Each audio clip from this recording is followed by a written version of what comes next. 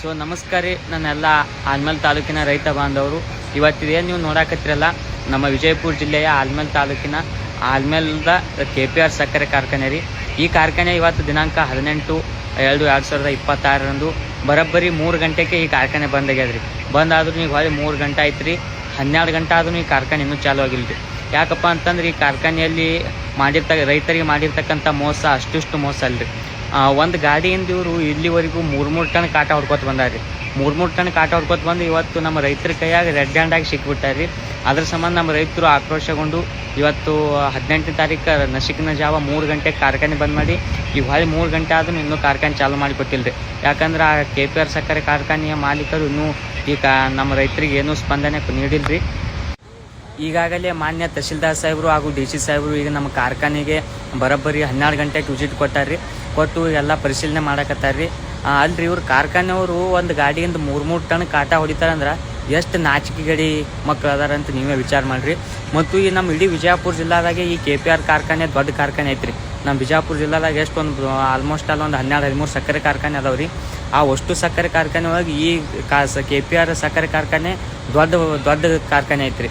ಇಷ್ಟು ದೊಡ್ಡ ಕಾರ್ಖಾನೆ ಇದ್ರೂ ಇವ್ರು ಇಷ್ಟು ರೈತರಿಗೆ ಮೋಸ ಮಾಡ್ತಾರಂದ್ರೆ ಇವರು ಈಗ ಇದು ಭಾಳ ಸಲ ಐತ್ರಿ. ಈಗ ಹಿಂದೊಮ್ಮೆ ಆಗಿತ್ತು ರೀ. ಹಿಂದೊಮ್ಮೆ ಆದ್ರೂ ಕೂಡ ಯಾವುದೇ ನಮ್ಮಲ್ಲಿ ಆಧಾರಗಳು ಇದ್ದಿತ್ತಲ್ರಿ.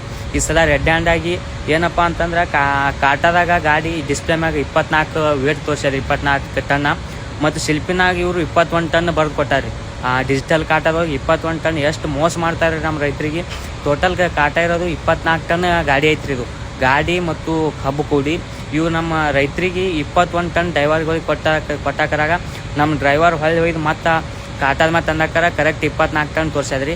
ತೋರ್ಸಾದ ನಂತರ ಈಗ ಅವ ಡ್ರೈವರ ತರಿಬಿಟ್ಟಾನ್ರಿ ಗಾಡಿ. ಬರೋಬ್ಬರಿ 18 ತಾರೀಕು 3 ಗಂಟೆಗೆ ತರಬೇನ್ರಿ. ಈಗ ಹೊಳ್ಳಿ 3 ಗಂಟೆ ಐತ್ರಿ. 12 ಗಂಟೆ ಆದ್ರೂ ಇನ್ನೂ ಕಾರ್ಖಾನೆ ಚಾಲು ಆಗಿಲ್ಲ ರೀ. ಈಗಾಗಲೇ ಎಲ್ಲ ರೈತರ ಮುಖಂಡರು ಮತ್ತು ರಾಜ್ಯ ಸಂಘದ ಅಧ್ಯಕ್ಷರು ಎಲ್ಲರೂ ಬಂದಾರಿ. ಆ ಗಾಡಿ ತೋರಿಸ್ತೀನಿ ಬರ್ರಿ ನಿಮಗೆ. ಈಗ ಇದನ್ನು ನೋಡ್ರಿ ಫ್ರೆಂಡ್ಸ್, ಆ ಗಾಡಿ. ಈ ಗಾಡಿ ಒಳಗೆ ಭಾಳ ಆದ್ರೆ ಒಂದು 15-14 ಟನ್ ಮಾಲ್ ಐತ್ರಿ. ಗಾಡಿ ಮತ್ತು ಮಾಲ್ ಕೂಡ 24 ಟನ್ ಐತ್ರಿ. ಇದ್ರೊಳಗೆ ಅವ್ರು ಸ್ಲಿಪ್ ಡಿಸ್ಪ್ಲೇ ಮ್ಯಾಗ ಅಲ್ಲಿ ಕಾಣುತ್ತೆ ನೋಡ್ರಿ, 24 ಟನ್ ಕಾಣುತ್ತೆ ರೀ. ಅವ್ರು ಸ್ಲಿಪ್ ಕೊಡೋದು 21 ಟನ್ನಿನ ಸ್ಲಿಪ್ ಕೊಟ್ಟಾರ್ರಿ. ಅದಕ್ಕೆ ಈ ಡಿಸ್ಪ್ಲೇ ಮ್ಯಾಗ 24 ಕಾಣುತ್ತೆ ನೋಡ್ರಿ. ನೋಡ್ರಿ 24,740 ಇದು. ಇದ ಗಾಡಿ ಇರೋದು ಅದಿರ್ತಕ್ಕಂಥ ಗಾಡಿ ಇದೆ ರೀ. ನೋಡ್ರಿ KPR ಸಕ್ಕರೆ ಕಾರ್ಖಾನೆ ರೀ. ಈಗ ಪೂರ್ತಿ ಆಲ್ಮೋಸ್ಟ್ ಅಲ್ಲೆಲ್ಲ ಬಂದ್ ಆಗಿಬಿಟ್ಟೈತ್ರಿ. ನೋಡ್ರಿ 18 ವಾರ್ಡ್ ಪೂರಾ ಪ್ಯಾಕ್ ಆಗಿಬಿಟ್ಟವ್ರಿ ಗಾಡಿಗಳು. ಈಗ ಅಲ್ಲೆಲ್ಲ ರೈತ ಸಂಘದ ಅಧ್ಯಕ್ಷರು ಮತ್ತು ಅಧಿಕಾರಿಗಳೆಲ್ಲ ಬಂದಲ್ಲಿ ಚರ್ಚೆ ನಡೆಸ್ಯಾರ್ರಿ. ಇವ್ರು ಒಂದೊಂದು ಗಾಡಿಯಿಂದ 3 ಟನ್ ಅಂದ್ರೆ ಮಿನಿಮಮ್ 3,000 ರೂಪಾಯಿ ಬಿಲ್ ಐತ್ರಿ. ಈ ಕಾರ್ಖಾನೆ ಒಳಗೆ 3 ಟನ್ ಅಂದ್ರೆ ನಮ್ಮ ರೈತರಿಗೆ 9,000 ರೂಪಾಯಿ ಕಟ್ ಮಾಡ್ಯಾರ ಇವ್ರು. 3,000 ರೂಪಾಯಿಗೆ ರೈತರಿಗೆ ಐತ್ರಿ ಮತ್ತು ಗಾಡಿಯವರಿಗೆ ರೈತರಿಗೆ 3,000 ಐತ್ರಿ ಮತ್ತು ಗಾಡಿಯವರಿಗೆ ಟೋಳಿಯವ್ರಿಗೆ ಕಲ್ತು ಅದು 1,000 ಐತ್ರಿ.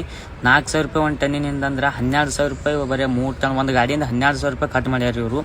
ಮತ್ತು ಈ ವಿಡಿಯೋ ಸಕ್ಕರೆ ಸಚಿವ ಶಿವಾನಂದ ಪಾಟೀಲ್ ಅವ್ರಿಗೆ ಮುಟ್ಟತನ ಶೇರ್ ಮಾಡಿರಿ ಫ್ರೆಂಡ್ಸ್.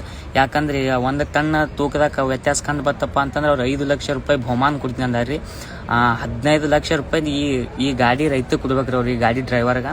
ಈ ವಿಡಿಯೋ ಶಿವಾನಂದ ಪಾಟೀಲ್ ಅವ್ರಿಗೆ ಮುಟ್ಟುವರೆಗೂ ಶೇರ್ ಮಾಡಿರಿ ಫ್ರೆಂಡ್ಸ್. ಇಲ್ಲಿ ನೋಡ್ರಿ ತಹಶೀಲ್ದಾರ್ ಸಾಹೇಬರು ಮತ್ತು DC ಸಾಹೇಬ್ರೆಲ್ಲ ಅದಾರ್ರಿ, ಚರ್ಚೆ ಮಾಡಕತ್ತಾರ್ರಿ. 12 ಗಂಟೆ ಆದ್ರೂ ಇನ್ನೂ ಯಾವುದೇ ಕ್ರಮ ಕೈಗೊಂಡಿಲ್ರಿ.